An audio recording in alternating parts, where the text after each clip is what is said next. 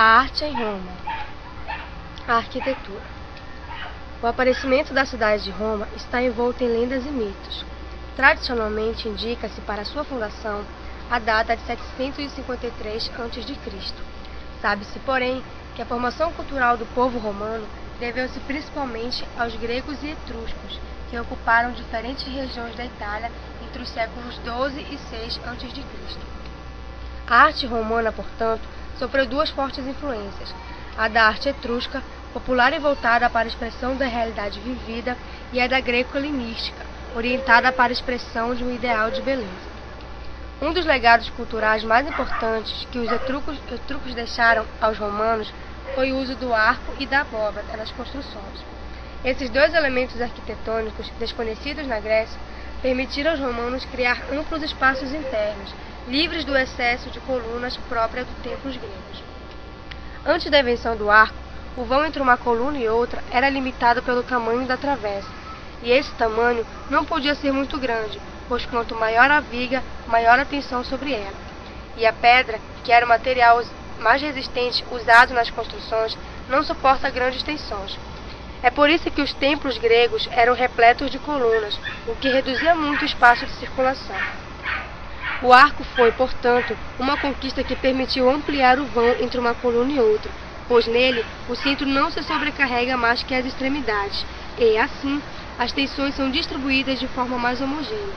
Além disso, como o arco é construído com blocos de pedra, a tensão comprime esses blocos, dando-lhe maior estabilidade. Mas no final do século I d.C., Roma já havia superado essas duas influências, a grega e a etrusca, e estava pronta para desenvolver criações artísticas, independentes e originais. Como os romanos apreciavam os peristilos externos dos templos gregos, procuraram acrescentá-los também ao modelo tradicional de seu tempo. Um exemplo disso é o Maison Carré, construído em Nimes, na França, no final do século I a.C. Enquanto a concepção arquitetônica grega criava edifícios para serem vistos do exterior, a romana procurava criar espaços interiores. O Panteão, construído em Roma durante o reinado do imperador Adriano, é certamente o melhor exemplo dessa diferença. Planejado para reunir a grande variedade de deuses existentes em todo o império, esse templo romano, com sua planta circular fechada por uma cúpula, cria um local isolado do exterior, onde o povo se reunia para o culto. Essa nova concepção arquitetônica do templo, que será também a do cristianismo, explica por que o Panteão é um dos únicos templos pagãos que hoje é ocupado por uma igreja cristã. A concepção arquitetônica do teatro. Graças ao uso de arcos e abóbadas, que herdaram dos etruscos, os romanos construíram edifícios, sobretudo anfiteatros, muito mais amplos do que teria permitido a simples influência da arquitetura grega.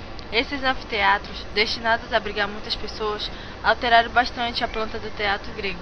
Assim, nos edifícios destinados à apresentação de espetáculos, os construtores romanos, usando filas sobrepostas de arcos, obtiveram apoio para construir o local destinado ao público, o auditório. Com isso, não precisaram mais assentá-lo nas encostas de colinas, como faziam os gregos. A primeira consequência dessa solução arquitetônica foi a possibilidade de construir esses edifícios em qualquer lugar, independentemente de sua topografia. Além disso, o povo romano apreciava muito as lutas dos gladiadores. Essas lutas compunham um espetáculo que podia ser apreciado de qualquer ângulo. Portanto, não havia mais necessidade de um palco de frente para o auditório, disposto em semicírculo. Este foi outro motivo que levou os romanos a inventarem um anfiteatro. Esta construção caracteriza-se por um espaço central elíptico, onde se dava o espetáculo, e circundando este espaço um auditório, composto por um grande número de filas de assentos, formando uma arquibancada. Assim era o Coliseu, certamente o mais belo dos anfiteatros romanos. Externamente o edifício era ornamentado por esculturas, que ficavam dentro dos arcos e por 3 ordens de colunas gregas. Essas colunas, na verdade, eram meias colunas, pois ficavam presas à estrutura das arcadas, portanto não tinham a função de sustentar a construção, mas apenas de ornamentá-la. A pintura. A maior parte das pinturas romanas que conhecemos hoje provém das cidades de Pompeia e Herculano, que foram soterradas pela erupção do Vesúvio em 79 d.C. Os estudiosos da pintura existente em Pompeia classificaram a decoração das paredes internas dos edifícios em 4 estilos. O primeiro não se refere propriamente à pintura, pois era costume do século II a.C. recobrir as paredes de uma sala com uma camada de gesso pintado, que dava a impressão de placa de mármore. Mais tarde, alguns pintores romanos perceberam que o gesso podia ser dispensado, pois a ilusão de mármore podia ser dada pela pintura. A descoberta da possibilidade de se criar por meio da pintura, a ilusão de bloco saliente, conduziu ao segundo estilo, pois, se era possível sugerir a saliência, podia-se também sugerir a profundidade. Os artistas começaram então a pintar painéis que criavam a ilusão de janelas abertas por onde eram vistas paisagens com animais, aves e pessoas. Outras vezes, pintavam um barrado sobre o qual apareciam figuras de pessoas sentadas ou em pé, formando uma grande pintura mural. A escultura. Os romanos eram grandes admiradores da arte grega, mas por temperamento eram muito diferentes dos gregos. Por serem realistas e práticos, suas esculturas são uma representação fiel das pessoas, e não de um ideal de beleza humana, como fizeram os gregos. No entanto, ao entrar em contato com os gregos, os escultores romanos sofreram forte influência nas concepções helenísticas a respeito da arte, só que não abdicaram de um interesse muito próprio, retratar os traços particularizadores de uma pessoa. O que acabou ocorrendo foi uma acomodação entre a concepção artística romana e a grega.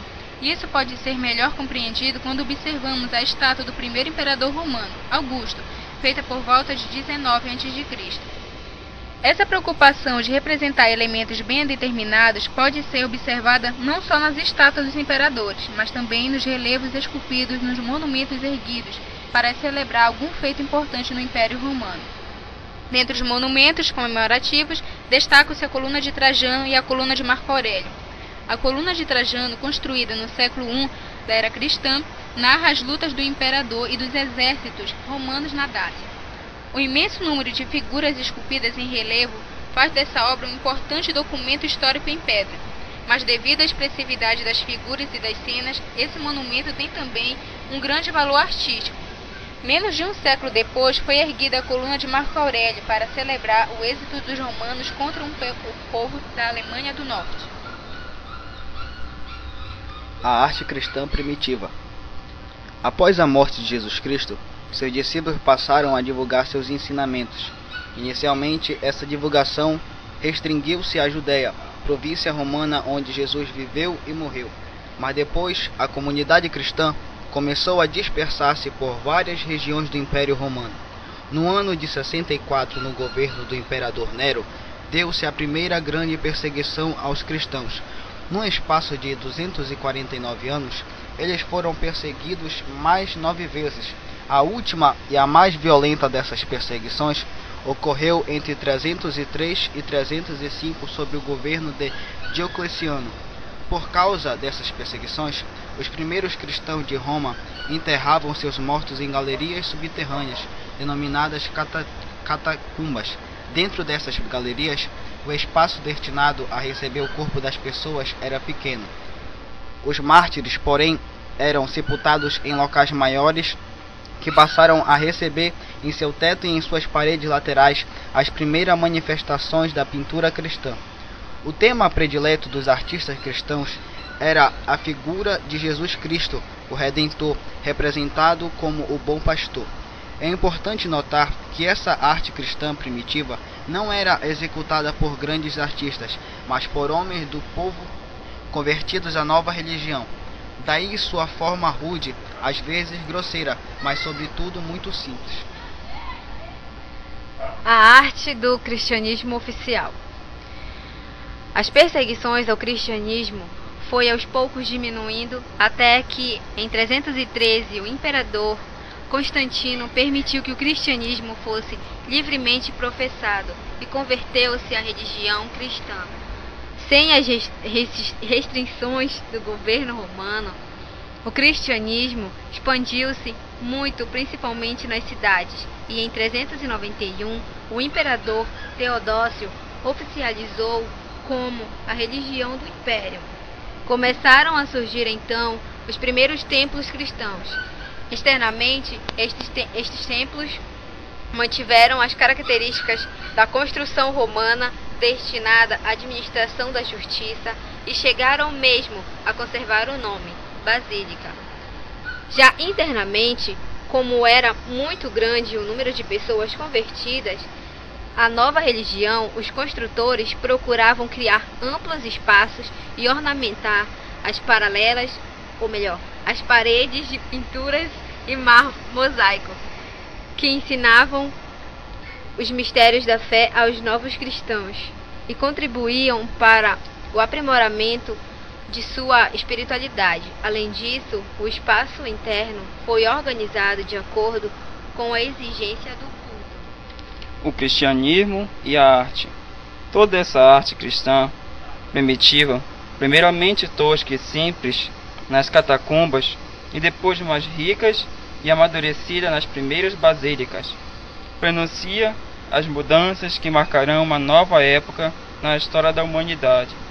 Como vimos, a arte cristã que surge nas catacumbas em Roma não é feita pelos grandes artistas romanos, mas por simples artesãos.